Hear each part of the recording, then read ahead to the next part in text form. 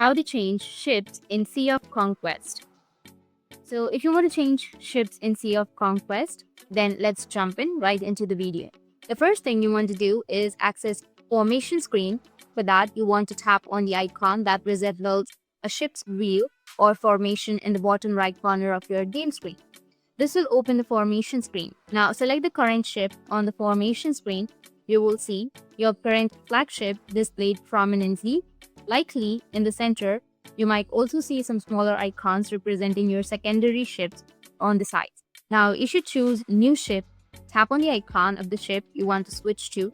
This could be a smaller secondary ship or another available flagship you own. Then you want to confirm it. Depending on the game version, you might see a confirmation pop up asking you if you want to switch ships. Then you need to confirm.